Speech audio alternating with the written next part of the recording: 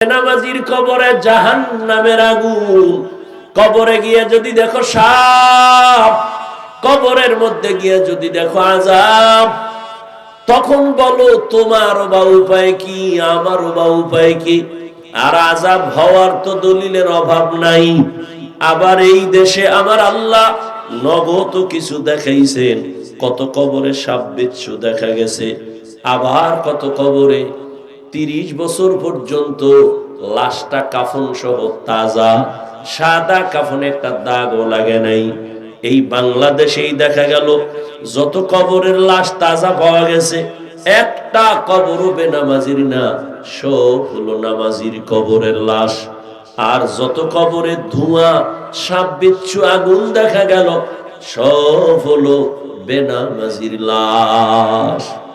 এ আল্লাহকে চিনো না রে বান্দা? মহামারী করোনায় তোরা সোজা হইলি না? তাকায় দেখ, আমেরিকার ভেতরে আগুন জ্বলতেছে কতদিন ধরে।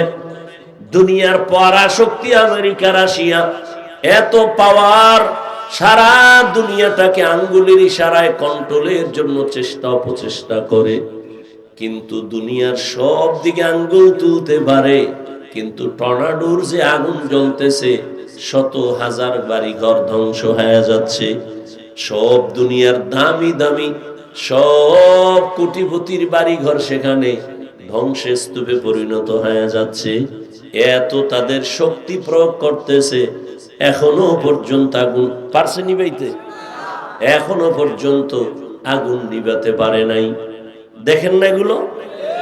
এরপরও চিনো না যে আমার আল্লাহ কত ভয়ঙ্কর? আমার আল্লাহর জাহান্নামের আগুন আরো কত ভয়ঙ্কর হবে। দুনিয়ার আগুন থেকে 70 গুণ জাহান্নামের আগুনের তাপ হবে বেশি। জাহান্নামীদের আগুন 500 বছর দূরের থেকে তাপ লাগবে, চামড়াগুলো খসে খসে পড়ে যাবে। ও আল্লাহর বান্দারা, আরে আমরা তো পাগল হয়ে যাই নাই, তোমাদেরও পাগল বানাতে বলি নাই। আমি হুজুর ঠিক, তবে তোমাকে হুজুর বানাবার জন্য অন্ধের মতো বয়ান করি না। ও বাবা, তুমি দুনিয়ার লাইনে চলো, ব্যবসা করো, চাকরি করো, স্কুলে পড়ো, কলেজে পড়ো, কোনো বাধা নাই। আমরা বলি না, আমিও বলি না, অন্তত তুমি আমার মতো হুজুর হও। আমি পাসকল্লিওয়ালা, তুমিও হও না। না না, আমি কওমি মাদ্রাসার সন্তান, তুমিও কওমিতে যাও, না হয় জাহান্নামী হবা। একবারও বলি নাই, ভয় নাই, কখনো বলবো না। আমি পীরের মুরিদ, তোমাকে বলি নাই তুমিও পীরের কাছে যাও, না হয় জাহান্নামী। বলি নাই, ভয় নাই, বলবো না। আমি তাবলীগের লাইনের সন্তান, তুমি তাবলীগ না করলে জাহান্নামী, এ কথা কখনো বলি নাই, বলবো না। আমি বরং তোমাকে আরো সাহস দিয়া যাই, রে বাবা, তুমি ব্যবসা করো, চাকরি করো, স্কুলে পড়ো, কলেজে পড়ো, তুমি ডাক্তার হও, ইঞ্জিনিয়ার হও, প্রফেসর হও, তবে বাবা আমার আল্লাহর গোলাম হইয়া কবরে যাও, মদিনাওয়ালার আদর্শের মালা গলায় লাগাও। তুমি ভাবতেছো মদিনার আদর্শ মানলে হুজুর হওয়া ছাড়া উপায় নাই। কে তোমাকে এই ভুল মেসেজ দিল? তুমি স্কুলে পড়ো, এবার দেখো তো বাবা, তোমার মতো স্কুলে পড়ুয়া জেনারেল লাইনের কত সন্তান জীবনে কোনোদিন মাদ্রাসায় পড়ে নাই, আলিফ বা তাও জানে না, কিন্তু জেনারেল লাইনে থাকিয়া কোরআন শরীফ শিখে ফেলছে। 5 বেলার নামাজ পড়ে, মা বাবার খেদমত করে। হুজুর না, মাদ্রাসায় পড়ে নাই, এমন জেনারেল লাইনের সন্তান তোমরাই সাক্ষী দাও, আসেনি? Doctor, engineer, professor, OC, DC, SP, RAB, army, police, BDR, 5 বেলার নামাজি, দাড়িওয়ালা, বলো আসেনি? তুমি কেন পারতেছো না বলো? ওয়াজ শেষ, আর এত ওয়াজ দিয়ে কি করবা? ওয়াজ শেষ, এখন শুধু হিসাব মিলাও। তোমার লাইনের যুবক স্কুলে পড়ে, কলেজে পড়ে, চাকরি করে, ব্যবসা করে, RAB, army, police, BDR, OC, DC, SP, ব্যবসায়ী, চাকরিজীবী, দাড়িওয়ালা, নামাজি যদি হতে পারে, তুমি পারো না কেন?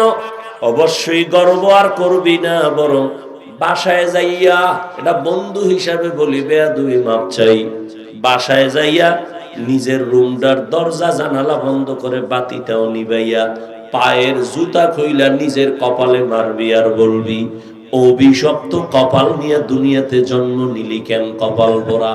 তোর মতো যুবক যদি স্কুলে পড়িয়া নামাজ পড়ে, তোর মতো যুবক যদি কলেজে পড়ে নামাজ পড়ে, তোর মতো যুবক যদি ব্যবসা করে নামাজ পড়ে, তুই কেন পারো না? তোর কপালে কার অভিশাপ লাগছে? নিজের কপালে নিজে বাড়ি মাইরা নিজেরে বুঝাও। হুজুর হওয়ার বয়ান না, তুমি মদিনার আদর্শওয়ালা হও, তুমি একজন আদর্শবান ডাক্তার হও, আদর্শবান ইঞ্জিনিয়ার হও।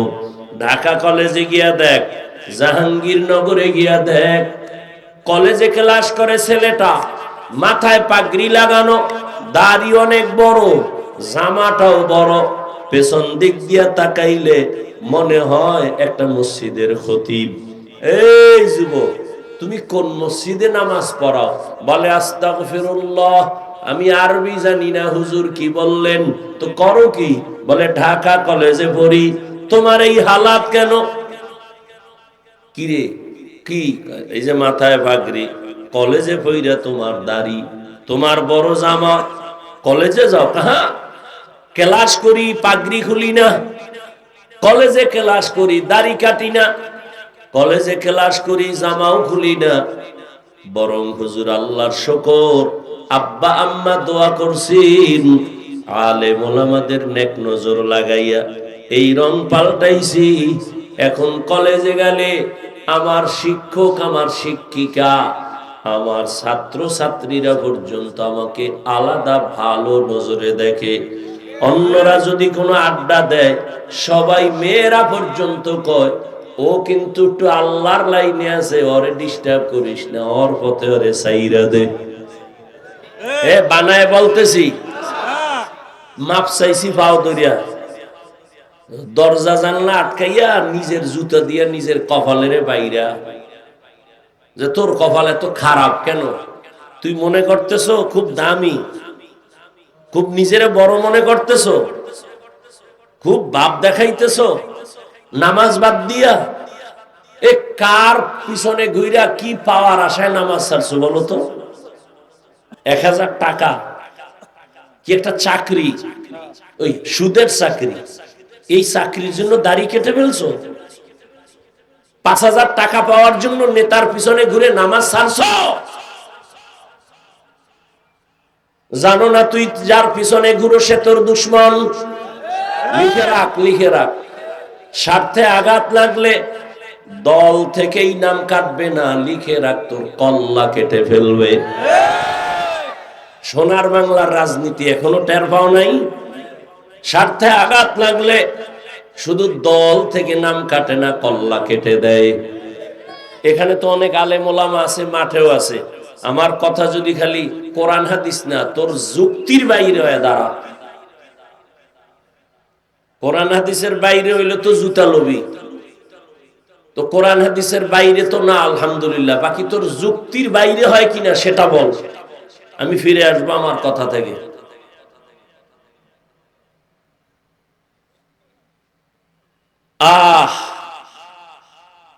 নামাজ বাদ দিয়া নিজেরে খুব বড় মনে করো না। আর রসুল কি কইছে হাদিসে? যারা নামাজ পড়ে না এরা পৃথিবীর সব থেকে বড় চোর। তুই তো চোর, তুই বড় মনে করো কেন? ও গ্রামের মুরব্বীরা শুনছি আগে কইতো চোরের বড় গলা, এই জন্য তোমার বড় আওয়াজ না।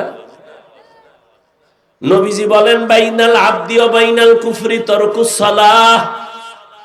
মুমিন আর বেঈমানের মধ্যে ব্যবধান হলো নামাজ। বেঈমানেরা নামাজ পড়ে না, মুমিনেরা নামাজ ছাড়ে না। মাকুন সুসতি নামাজে পাঞ্জগানা ফাওয়াইনুন লিল মুসান্নিনাল্লাযিনা মুমিনারা ইনামাজ ইমদাদ দা ইস্তাঈনু আয়াতে কুরআন বাখা। খারাপ লাগে আপনাদের? কি যুবক বাবা, কয়দিন আর বাঁচবা? আচ্ছা, মানুষের একটা শখ থাকে, তাই তো? দাড়ি কাটার মধ্যে জানি কি স্বাদ, নাচ গান দেখলে জানি কি মজা। এই এই অবস্থা কিন্তু আমার অন্তরও আছে, আমিও আমার অন্তরও কিন্তু এই তোর মধ্যে গুনার আকর্ষণ আছে, আমাদের মধ্যে নাই, বরং আরো বেশি। আমারও মাঝে মাঝে নফস তো ভিতরে আছে, প্রত্যেকটা মানুষেরই কিন্তু আঘাত করে।